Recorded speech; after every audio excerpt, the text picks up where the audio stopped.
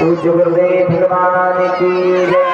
Hello guys, welcome back to my new video. आज चलो start करते हैं दोस्तों। आज चलो स्टार्ट करें दोस्तों। आज है भागवत कथा का 5वां दिन। तो दोस्तों बहुत ही सुंदर कथा सुनाई जाएगी। तो दोस्तों आप लोग इस ब्लॉग में बने रहना, क्योंकि दोस्तों आज का ब्लॉग बहुत ही इंटरेस्टिंग होने वाला है। भगवान ने बांसुरी निकाली और जितनी भी माखन की हांडियां थी उन सबको फोड़ दिया। बानर आए, ग्वाल आए, माखन खा रहे। अब जैसे बानरों ने सुना कि भाई कोई इधर आ रहा है, पायल की आवाज आ रही है, तो जितने भी बानर थे वो तो भाग गए। भगवान कन्हैया वहीं पर बैठे हुए हैं। जैसे भगवान ने पीछे मुड़ के देखा, मैया हाथ में झड़ी लेके खड़ी है। अब तो रुक जा, तुझे बताते हैं।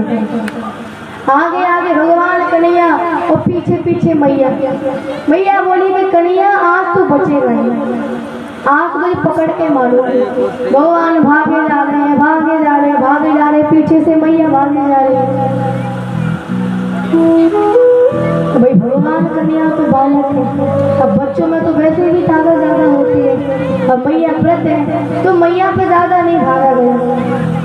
मैया एक जगह रुकती है, हाथ में से झड़ी को फेंक दिया और वहीं पे बैठ गई। भगवान कन्हैया पीछे हाथ करके धीरे धीरे आ रहे। अरे मैया थक गई क्या? थोड़ा पास आए और झट से मैया ने पकड़ लिया। मैया बोली थकी तो नहीं थी, लेकिन तुझे पकड़ना था कि तू पकड़ में कैसे आएगा। मैया ने पकड़ा और पास ही में उखल पड़ा था, उखल को खड़ा किया और भगवान कन्हैया को उखल के पास खड़ा करके उसको बांध दिया।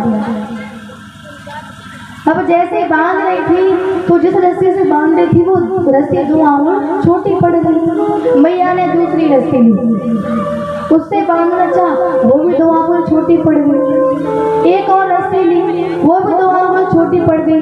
घर में जितनी भी बड़ी रस्सियां थी सब लगा दी, लेकिन वो 2 आंगुल छोटी पड़ गई। अंत में मैया ने छोड़ दिया, अब मुझसे नहीं बांधा जाता।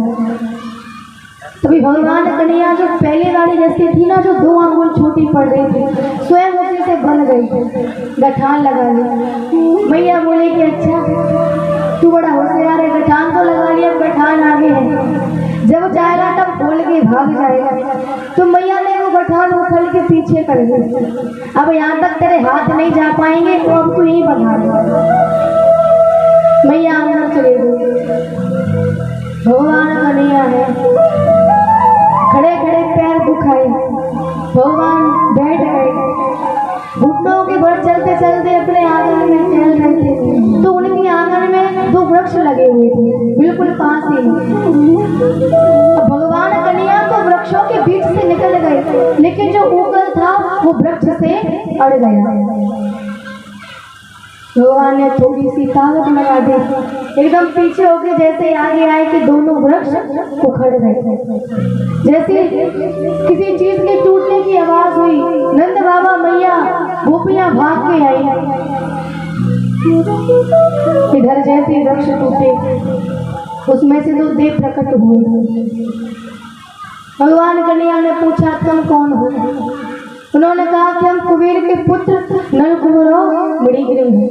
नारद जी ने हमको श्राप दिया था, इसलिए हम दोनों वृक्ष बन गए। अंत में भगवान ने दोनों का उद्धार किया।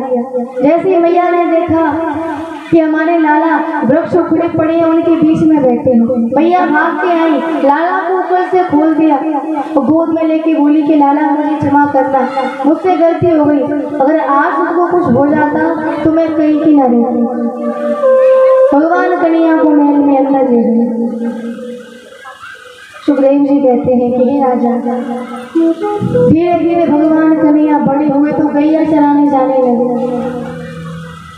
रोज गैया चराने जाने लगे तो एक दिन गैया चरा के घर लौट रहे थे, ग्वाल वालों के साथ घर लौट रहे थे तो देखा कि जिस रास्ते से वो रोज आते जाते हैं, आज उस रास्ते में गुफा है। भगवान बोले कि भाई कुछ तो समस्या है। इसी रास्ते से हम जब सुबह आए थे तब तो यहाँ पे कुछ नहीं था, और अब 2-3 घंटे में ये गुफा गुफा कहाँ से आ गई? ग्वाल वाल बोले कन्हैया लगता है हम किसी दूसरे रास्ते आ गए।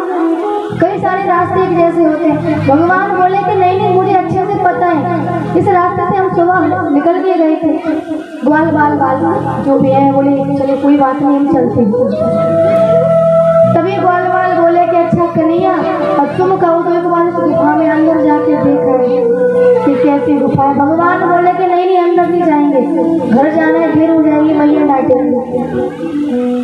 तभी भगवान ने देखा कि एक गाय का बछड़ा अभी तक आया है। श्याम सुंदर उस बछड़े को ढूंढने के लिए चले गए, तब तक ग्वाल वाल पड़े तो गैयाओं को लेके उस गुफा में चले गए। अब वो गुफा थोड़ी थी, कंस का भेजा हुआ देख अघासुर था, मुख खोल के रास्ते में पड़ा है।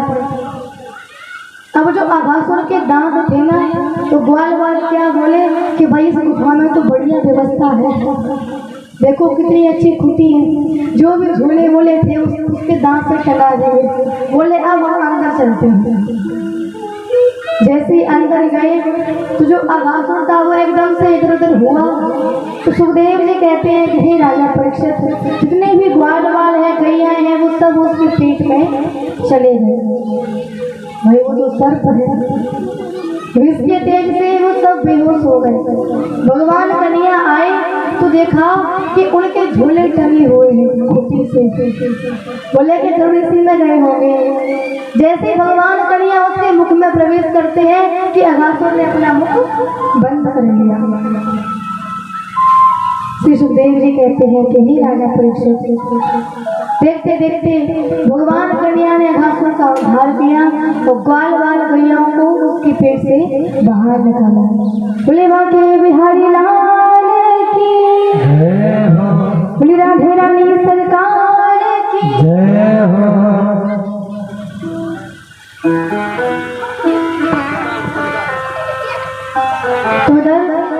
श्री सुखदेव जी कहते हैं कि हे राजा परीक्षित, एक दिन भगवान कन्हैया बलराम जी और ग्वाल वाल गैया चराने गए।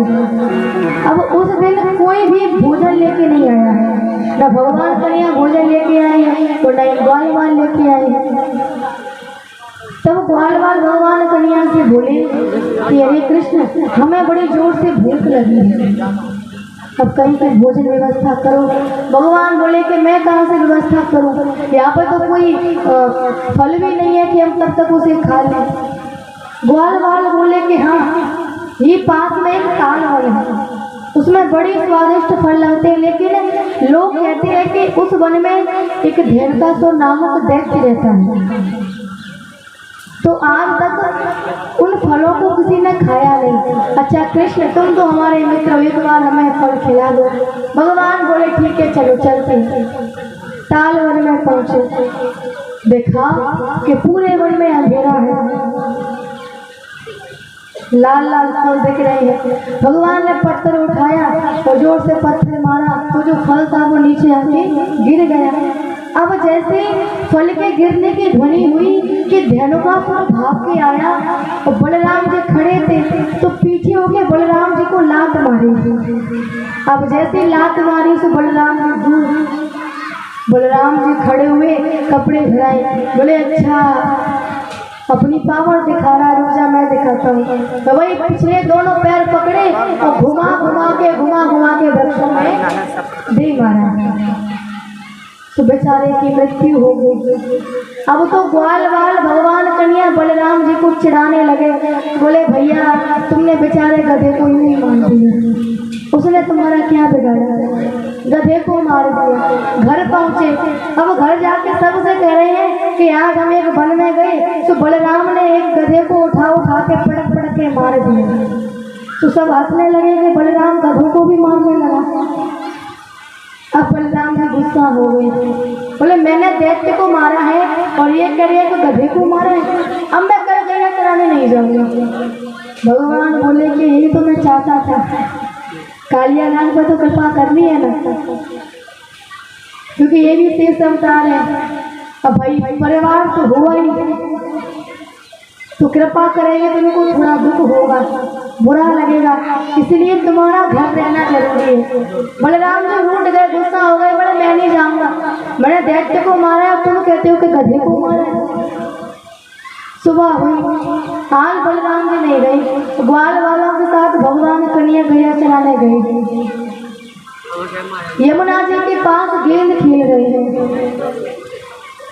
गेंद खेल रहे हैं, तरुसुगा मनसुगा की गेंद है। अब इधर भगवान कन्या ने गेंद को ऐसे ढंग से फेंका कि ग्वाल वालों को लग रहा है कि गेंद हमारी तरफ आ रही है, लेकिन गेंद जाके यमुना जी में गिर गई।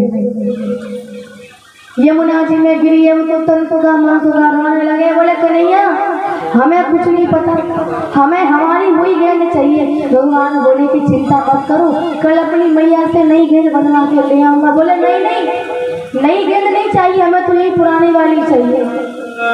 पहले भगवान ने मना किया, नहीं मानी। भगवान बोले ठीक है, हमें यमुना जी में कूद के तुम्हारी गेंद को लाता।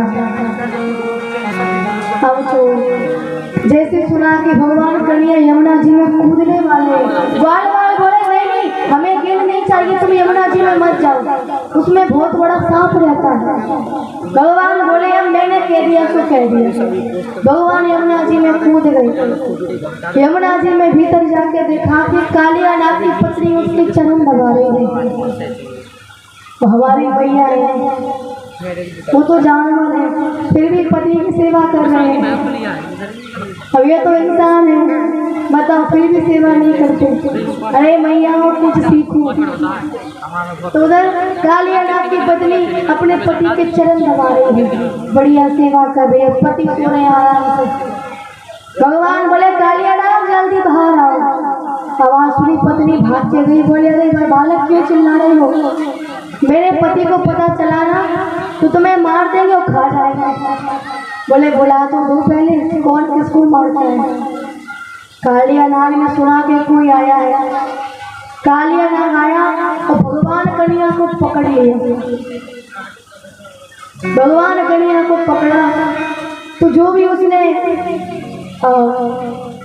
ठाकुर जी को पकड़ा था, तो भगवान कन्या ने अपना शरीर बनाना प्रारंभ किया। अच्छा भैया आनंद आ रहा है कि नहीं आ रहा, आनंद आ रहा है पीछे दादाजी, आनंद आ रहा है सबको, चलो अच्छी बात है। तो इधर भगवान कन्या को कालिया नाग ने पकड़ लिया। अब जितने भी बंधन थे तो हमारे ठाकुर जी ने अपना शरीर बढ़ाया, जितने भी बंधन थे वो सब बंधन टूट गए। अंत में अब हमारे श्री ठाकुर जी ने कालिया नाग पर नृत्य करना प्रारंभ किया। इधर जब नृत्य करने लगे तब कालिया नाग की पत्नी भगवान की स्तुति करने लगी।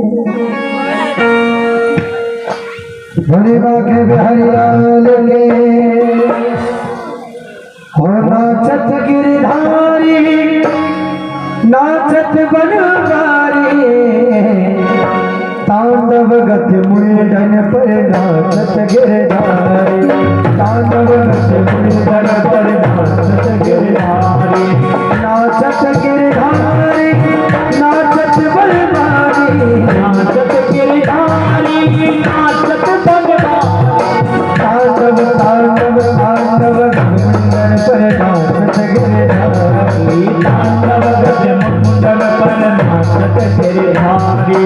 पम पम पम पम पम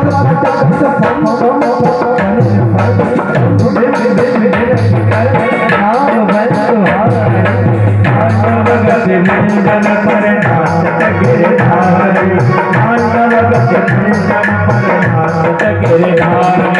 ससग ससग सनका गगन मन मन नार, बम बम बम महादेव, बम बम बम बलिहारी, तांडव गति मुंडन पर नाचत गिरधारी, तांडव गति मुंडन पर नाचत गिरधारी। गिरधार दंडव देव संग गंगम धुनि नाचत नाचत नाचत, तांडव गति मुंडन पर नाचत गिरधारी, तांडव गति मुंडन पर नाचत गिरधारी। सूरदास प्रभु की सूरदास प्रभु की तीन तीन दिन हो लगा, हूँ सदा चल चल चल चरत मेरे घर तांडव के बंधन पर नाचत गिरधारी तांडव के बंधन पर नाचत गिरधारी नाचत गिरधारी नाचत बलवारी नाचत गिरधारी नाचत बलवारी तांडव तांडव तांडव के बंधन पर नाचत गिरधारी तांडव के बंधन पर नाचत गिरधारी।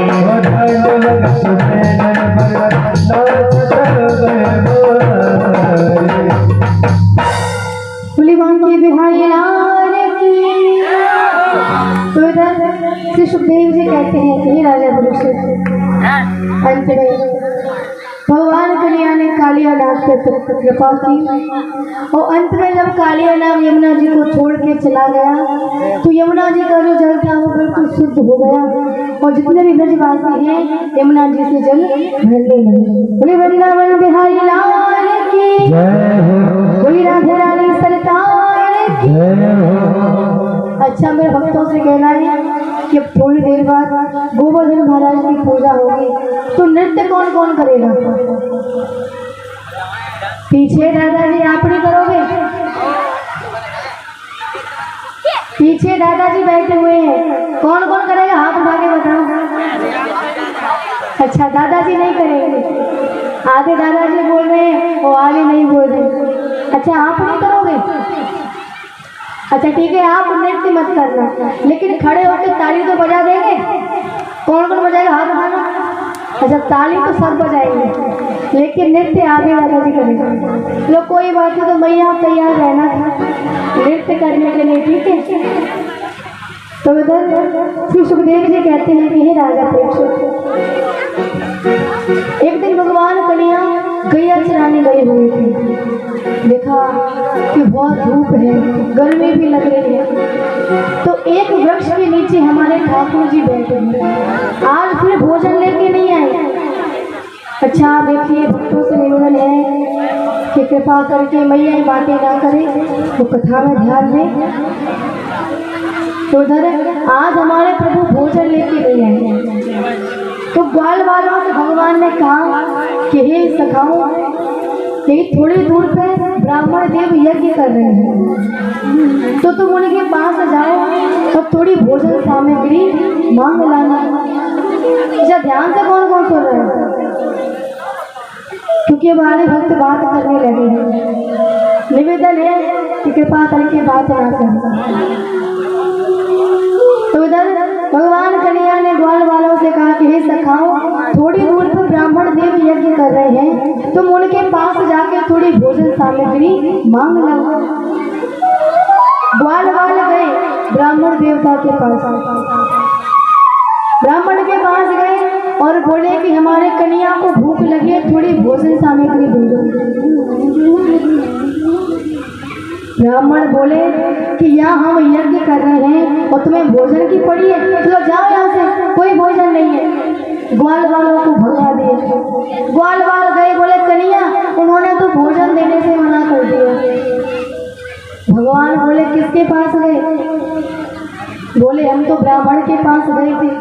भगवान बोले एक बात बताओ, भोजन ब्राह्मण बनाते हैं या फिर उनकी पत्नी बनाती है? बोले भोजन तो हर घर में स्त्री बनाती है, पत्नी बनाती है। बोले पत्नी के पास जाओ, वो अवश्य देंगे। ग्वाल वाल फिर से गए, कहा कि हे देवियों, थोड़ी दूर पे हमारे श्याम सुंदर बैठे हुए हैं, उन्हें भूख लगी है, थोड़ी भोजन सामग्री दे दो। अब जैसे ही ब्राह्मण की पत्नियों ने सुना कि थोड़ी दूर पर भगवान कन्हैया बैठे हुए, उनको भूख लगी है, भोजन लिया और अब तो स्वयं ग्वाल वालों के साथ जाने लगे। तो जो ब्राह्मण यज्ञ कर रहे थे तो यज्ञ में मंत्र बोल रहे थे। अब जैसे पत्नियों को देखा कि पत्नियां चली जा रही हैं, तो ब्राह्मण देव बोले, अरे देवी कहाँ जा रही हो? स्वाहा। अरे देवी रुक तो जाओ, स्वाहा। बात तो सुनो, जा रही हो, स्वाहा। अब तो ब्राह्मण पत्नियां बोली कि ए जी ओजी बाद में करना, पहले अपना यज्ञ करना। मंत्र पे ध्यान दो। हम कहीं नहीं जा रहे, हम तो बस घूमने जा रहे हैं। अब ब्राह्मण देव बोले अरे पहले बात तो सुन लो। स्वाहा। अरे जगह का जो जहाँ जा रही उस स्थान का नाम तो बताओ। स्वाहा। बोले कोई नाम नहीं है, तुम यज्ञ कर लो पहले। गए, श्याम सुंदर बैठे हुए हैं। यज्ञ पत्नियों ने भगवान को भोजन कराया। भोजन करने के बाद अब तो वो वहीं पर बैठी हुई है। भगवान ने कहा अब तुम घर जाओ, वरना तुम्हारे पति हैं कि मंत्र को तो भूल गए होंगे, बस ये कह रहे हो कि ये गई तो गई कहाँ। स्वाहा। अभी तक लौट के नहीं आई। स्वाहा। बोले तुम जल्दी घर जाओ। यज्ञ पत्नियां बोली नहीं नहीं प्रभु, आपके दर्शन करने आए हैं, दर्शन करके जाएंगे। भगवान ने कहा कि मैं यहाँ रोज आता हूँ गैया चराने के लिए, जब मन हो तब दर्शन कर लेना, लेकिन अभी तुम अपने घर जाओ। सुखदेव जी कहते हैं कि हे राजा, भगवान ने यज्ञ पत्नियों पे कृपा की। अब आज हमारे ठाकुर जी ने देखा कि आज कोई ग्वालवाल उनके साथ खेलने नहीं आया, ना ही गैया चराने आया है। समस्या क्या है? गए नंद बाबा के पास, बोले बाबा आज कोई भी ग्वालवाल खेलने नहीं आया, ना ही तो हम गैया चराने गए, ना ही वो गैया चराने गए। ये ब्रज में किसकी तैयारी हो रही है? बाबा ने कहा कि लाला मैं भी काम कर रहा हूँ, तुम अपनी मैया से जाके पूछो। मैया के पास गए, बोले मैया बाबा ने तो नहीं बताया, आप ही बता दो ब्रज में किसकी तैयारी हो रही है। मैया ने कहा कि मैं भोजन बना रही हूँ, तुम बाबा से पूछो। भगवान बोले बाबा आपके पास भेज दो या फिर बाबा के पास भेजो। भगवान गए, बोले बाबा अब तुम ही बता दो। बाबा ने कहा कि देखो लाला, हम हर वर्ष इंद्रदेव महाराज की पूजा करते हैं, यज्ञ करते हैं। भगवान ने कहा अच्छा इंद्रदेव की पूजा क्यों करते हैं? नंद बाबा ने कहा क्योंकि वो हमें जल देते हैं, वर्षा करते हैं, जिससे घास होती है, हमारी गैया वो घास खाती है, जिससे वो दूध देती है, और हम जल से ही जीवित हैं, इसलिए हम उनके यज्ञ करते हैं। भगवान बोले अरे ये इंद्र विंद्र कुछ नहीं होते, बोले असली भगवान तो मेरे हैं। नंद बाबा बोले तुम्हारे भगवान कौन से हैं? बोले है ना वो गोवर्धन पर्वत, कितना विशाल पर्वत है, अरे हम उस पर खेलते हैं, हमारी गैया घास खाती है, तो सबसे बड़ा भगवान तो वो हुआ ना। तो बाबा आप इंद्रदेव की पूजा ना करके एक बार मेरे भगवान की पूजा कर लीजिए। अब तो नंद बाबा बोले कि देखिए लाला, अगर हमने इंद्रदेव की पूजा नहीं की तो वो रुष्ट हो जाएंगे, वर्षा करना बंद कर देंगे। भगवान बोले कि अरे वो कुछ नहीं करेगा, मैं तुम्हारा लाला हूँ, क्या मेरी बात नहीं मानोगे? मैंने कहा तो एक बार मेरे कहने से तुम मेरे भगवान की पूजा करके देखो। भगवान की बात कौन टाले? सब ब्रजवासी राजी हो गए। भैया बैलगाड़ी निकाले, भोजन सामग्री रखी, जितनी भी गैया हैं उनको अपने साथ लिया और सब चले जा रहे हैं गोवर्धन पर्वत के पास।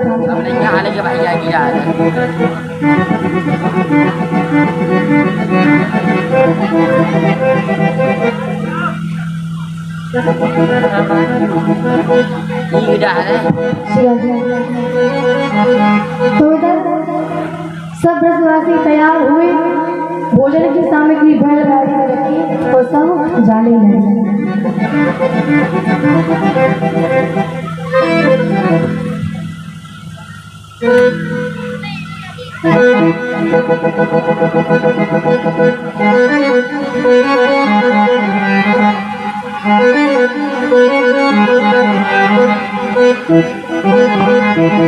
तो इधर ब्रजवासी पहुंचे।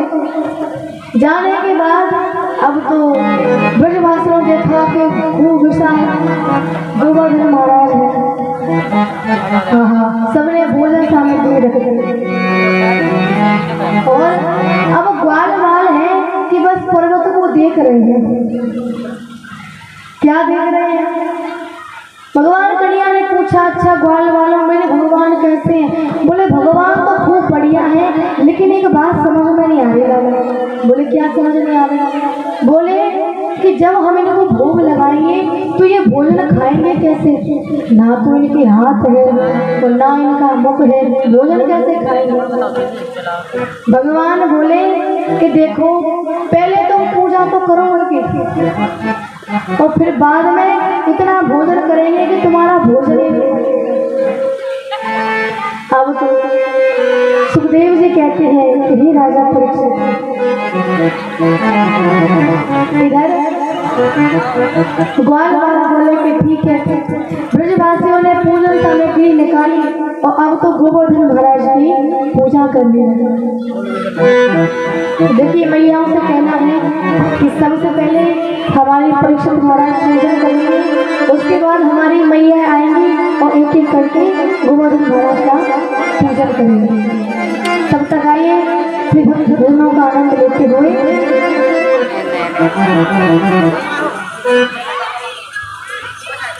चलिए।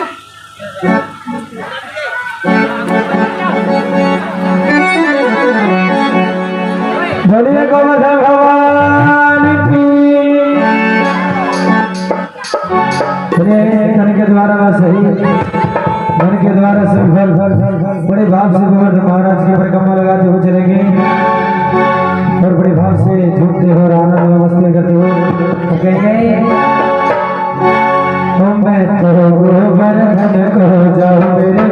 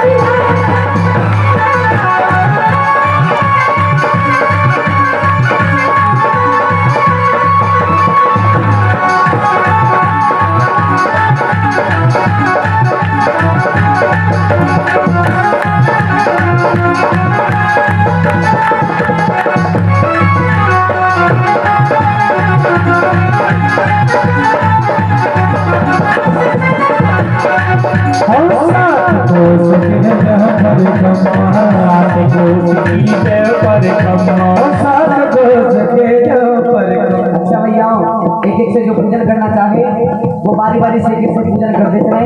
इसके बाद में गोवर्धन महाराज की बड़ी सुंदर प्रतिमा लगेगी, तो पूजन करना चाहते हैं वो बारी बारी से पूजन करते चले। जय और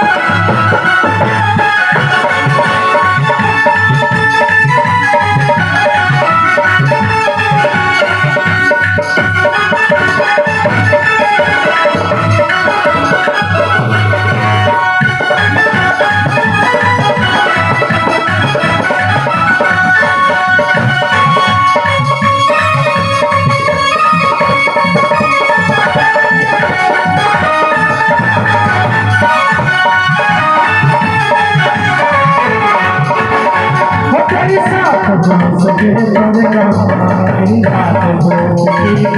मेरी साथ हो सकी मेरी मेरी साथ हो सकी मेरी मेरी साथ हो सकी मेरी साथ हो सकी मेरी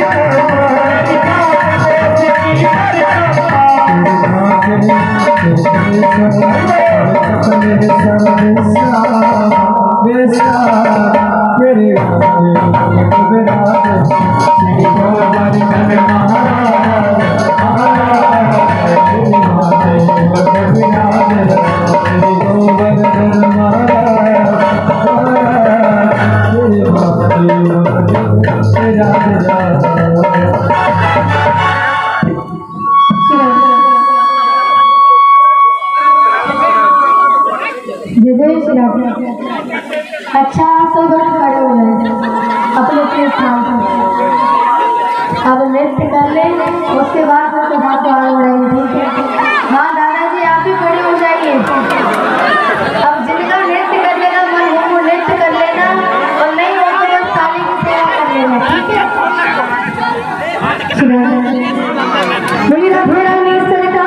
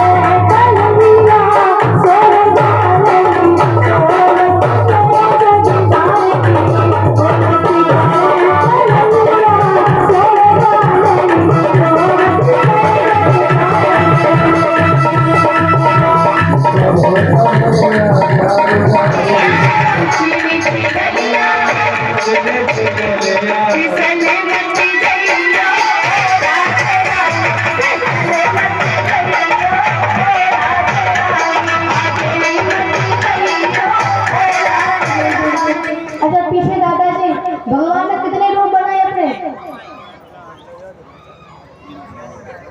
नहीं तो वो स्वयं है और दूसरे स्वरूप से गोवर्धन भगवान में प्रवेश किया। अब इधर ग्वाल वालों ने देखा कि भाई ये तो पूरा कृष्ण लग रहा है, ग्वाल खा लो। अब बोले जलपान कहाँ से कराए, जल तो पिलाना पड़ेगा। तब भगवान कन्हैया ने मन से गंगा जी का ध्यान किया और मन से गंगा प्रकट हुई। बोलिए गंगा मैया की। तो इधर मन से गंगा प्रकट हुई, जल पिलाया।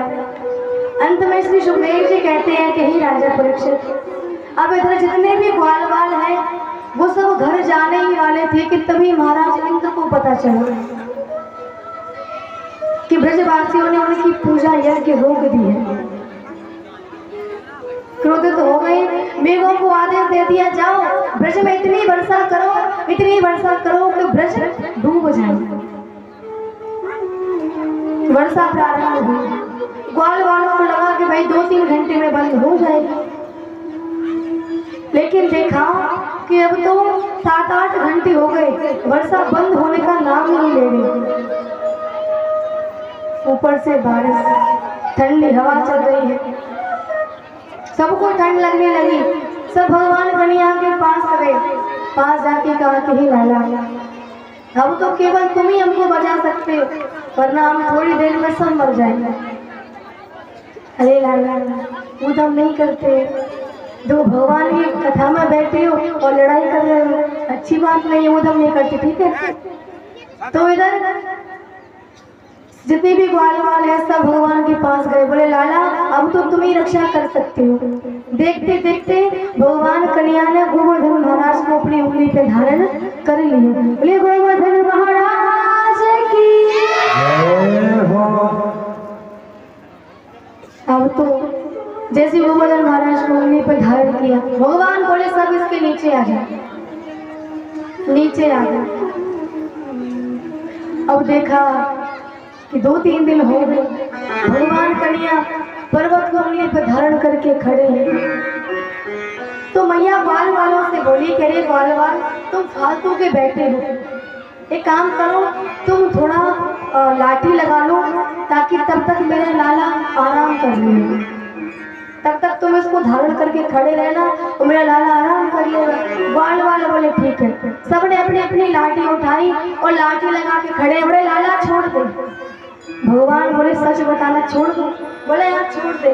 बढ़िया कस के पकड़े हैं लाठी। भगवान ने एकदम से उंगली हटाई नहीं, केवल उंगली थोड़ी सी ढीली की। जैसी ढीली की तो वो नीचे आने लगा, जितनी भी लाठियां सब टूट गई। बोले लाला बचा बचा। बोले अभी दब के मर जाएंगे। भगवान बोले तुम तो कह रहे थे कि एकदम छोड़ दो, एकदम छोड़ता तो फिर राम नाम। अंत में श्री सुखदेव जी कहते हैं कि राजा परीक्षित, इधर ग्वाल वाल बोले कि लाला का बात बता, तुझ में इतनी शक्ति कहाँ से आई? तू भी वही माखन खाता है, हम भी वही माखन खाते हैं, लेकिन तुझ में इतनी शक्ति कहाँ से, हमें बता। तब भगवान कन्हैया ने कहा कछु माखन को बल बढ़ो, कछु गोपन करी सहाय, राधा जो की कृपा सो हो मेरे गिरवर लिया उठाए। बोले कछु माखन को बल बढ़ो, कछु गोपन करी सहाय। बोले कुछ तो ये जो गोपियां हैं, मैया है, माखन खिलाती है, कुछ थोड़ी उसकी शक्ति है, तो आधी शक्ति मैंने तुम्हारी ले ली। अंत में अपनी राधे की कृपा से मैंने उसको धारण कर लिया। अब जब भगवान ने ये कहा कि आधी शक्ति मैंने तुम्हारी ली है, तो तभी ग्वाल वालों में से बिल्कुल सूखा सा ग्वाला निकल के आया, बिल्कुल सूखा पतला। उसने कहा अच्छा, तभी तो मैं कहूँ कि मेरी मैया मोटू उतना माखन खवावे पर मैं मोटो का ही नहीं हूँ। अब पता चलो कि मैं जो भी माखन खाता हूँ सो पूरी शक्ति तो तू ही ले रहे थे, मोटो कहाँ से हो। अब भगवान मन में विचार कर रहे हैं कि जरा शक्ति का नाम क्या ले दिया तो पूरा आरोप मुझे पे लगा दिया। अंत में सुखदेव जी कहते हैं कि हे राजा परीक्षित, इधर जब इंद्र ने देखा कि भाई 6-7 दिन हो गए, अब तो पूरा ब्रज डूब गया होगा, बह गया होगा, तो स्वयं देखने आए। वर्षा रुक गई। भगवान ने देखा कि वर्षा रुक गई तो भगवान ने ग्वाल वालों को बाहर निकाला और जिस स्थान पर गोवर्धन महाराज है उसी स्थान पर उनको रखा और स्वयं बाहर निकल आए। अब इधर इंद्र ने देखा तो जब इंद्र महाराज ने आगे देखा तो क्या देख रहे हैं कि ब्रज में धूल उड़ रही है, एक बूंद नहीं है, ब्रज में धूल उड़ रही है। अब विचार करने लगे कि भाई 7 दिन तक लगातार वर्षा हुई है और यहाँ पे एक बूंद नहीं है, इसका क्या कारण है। तब अंत में भगवान की ओर देखा, समझ गए कि ये मेरे प्रभु की कृपा है। अंत में इंद्र भगवान के पास गए, मस्तक झुकाया, बोले प्रभु मुझे क्षमा कर दो, मुझसे गलती हो गई। अंत में इंद्र ने भगवान से क्षमा याचना की। उसके बाद भगवान की स्तुति की और इंद्र वहां से चले गए। बोले वृंदावन बिहारी लाल की, बोली राधे रानी सरकार की, जय जय श्री राधे श्याम। श्री राधे। अब सभी भक्त आरती के लिए खड़े हो जाए।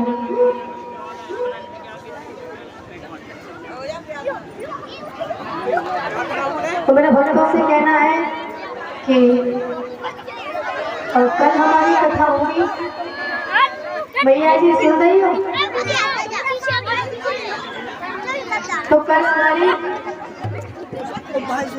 टन हो जाओ यार, टन हो जाओ यार।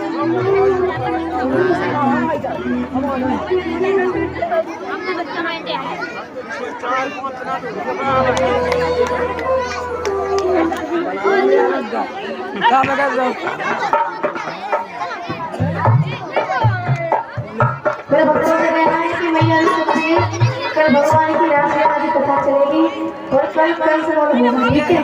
भैया से निवेदन है कि अपनी पड़ोसन को अपने साथ लेके आना, ठीक है। बाड़ी जोत अपार मोहन शोभा देख ले, दुर्यानी सजनार पाग बने पटुका बनो, बनो लाल को भेष, राधा वल्लभ लाल की सत गौड़े आरती ले।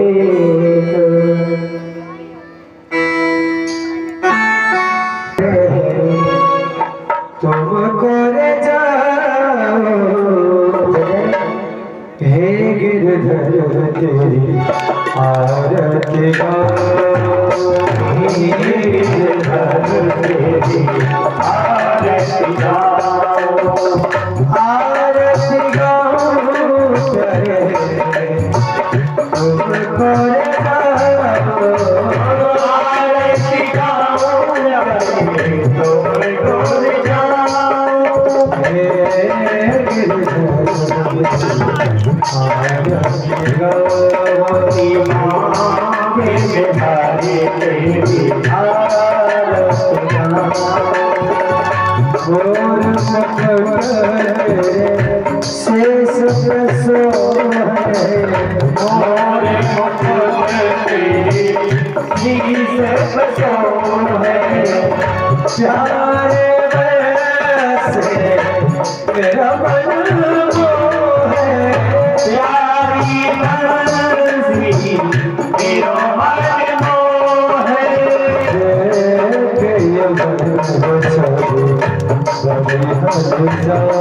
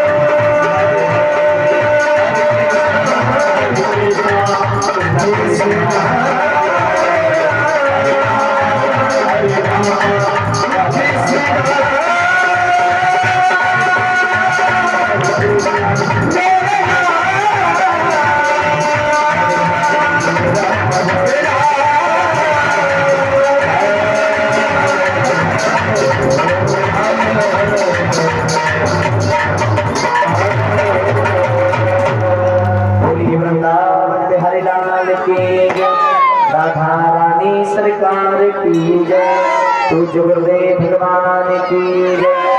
आराध्यम समर्पयामि जलिनी शीतले कृतं पुष्पै देवादिवंदनम् आरोग्यादिवंदनम् मंत्र पुष्पांजलि। हाथ में चावल पुष्प लेकर के भगवान की सचत पुष्पांजलि करें। ओम जगने जगमय जंत देवास्ताने हमारे ध्यानासना तेहना का महिमानः सचंद्र पूर्वे साध्याः सद्य देवाः मंत्र पुष्पांजलि समर्पयामि। सही माताएं चावल पुष्प अर्पित करते हैं। चावल पुष्प अर्पित करने के बाद सभी माताएं झूम करके भगवान भैया के बड़े सुंदर भजन गान मिलेंगे। परिचय जी के मैं परिचय की इच्छा पूरी करके चलो रहे। तुम